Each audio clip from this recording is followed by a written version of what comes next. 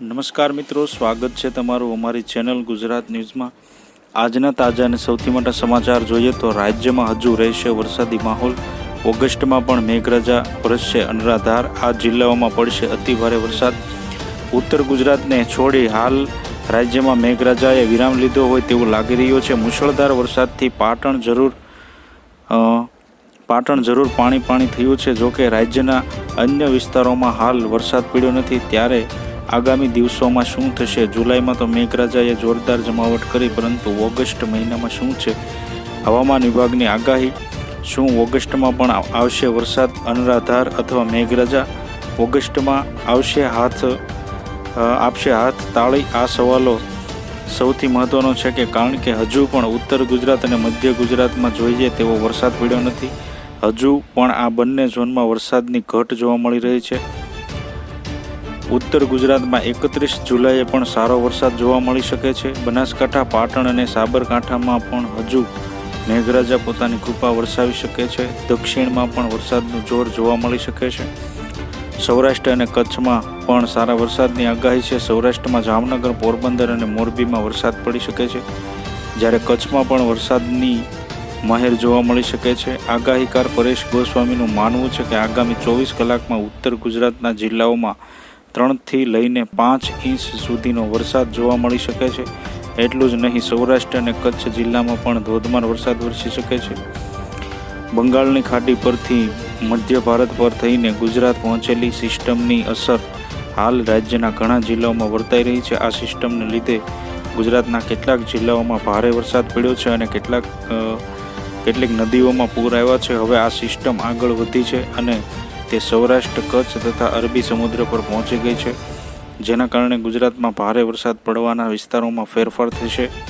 મધ્ય ગુજરાત અને ઉત્તર ગુજરાતના કેટલાક વિસ્તારોમાં ભારે વરસાદ પડ્યો છે, જે બાદ હવે વરસાદના વિસ્તારો બદલાશે અને બીજા જિલ્લાઓમાં વધારે વરસાદ પડવાની શક્યતા છે। ગુજરાતમાં 15 જુલાઈએ સતત ભારેથી અતિભારે વરસાદ પડી રહ્યો છે અને ઘણા વિસ્તારોમાં પૂર જેવી સ્થિતિ પેદા થઈ છે। ઘણા રહેણાંક વિસ્તારમાં પાણી ભરાઈ જવાની ઘટનાઓ પણ ઘટી છે। ગુજરાતમાં ચોમાસા દરમિયાન જુલાઈ અને ઓગસ્ટ મહિનામાં સૌથી વધારે વરસાદ થાય છે। આ બંને મહિનામાં બંગાળની ખાડીમાં બનતી સિસ્ટમો રાજ્ય તરફ કે તેની પાસે આવે છે, તેના કારણે આપણે ત્યાં વરસાદ પડે છે। આ ઉપરાંત ગુજરાતની આસપાસ બનતી સિસ્ટમો પણ આ ગાળા દરમિયાન ભારેથી અતિભારે વરસાદ માટે કારણભૂત બને છે।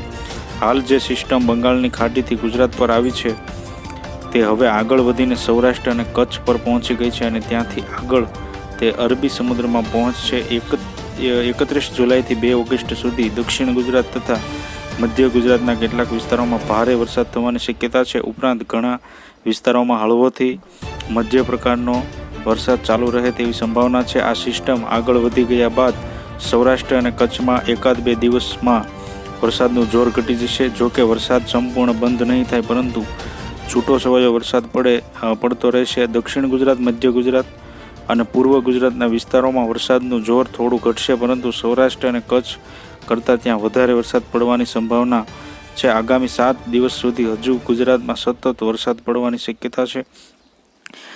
3 થી 4 ઓગસ્ટ સુધી વરસાદનું જોર ઘટેલું રહે તેવી સંભાવના છે, જે બાદ હવામાનના વિવિધ મોડેલો દર્શાવી રહ્યા છે તે પ્રમાણે રાજ્યમાં નવી સિસ્ટમ આવે તો ફરી વરસાદનું જોર વધી શકે છે। ગુજરાતમાં ઓગસ્ટ મહિનાની શરૂઆત પણ સારા વરસાદથી થાય તેવી શક્યતાઓ અને જે બાદ રાજ્યના ઘણા વિસ્તારોમાં મધ્યમથી હળવો વરસાદ પડવાની શક્યતા છે। આમ વરસાદની તીવ્રતા જરૂર ઓછી થઈ શકે છે, પરંતુ મેઘરાજા પોતાની કૃપા ગુજરાત પર વરસતા જ રહેશે। સમાચારમાં આગળ જોઈએ તો હવામાન નિષ્ણાત અંબાલાલ પટેલની વરસાદ અંગેની આગાહી।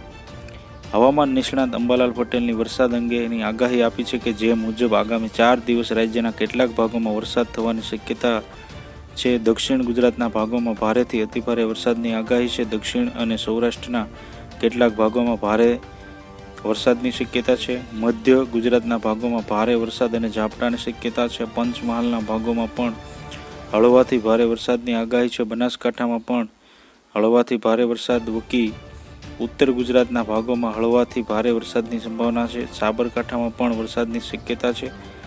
આથી જો તમે અમારી ચેનલમાં નવા છો તો અમારી ચેનલને સબસ્ક્રાઈબ કરી લેજો, જેથી તમને અમારા નવા વિડીયોની માહિતી મળતી રહે।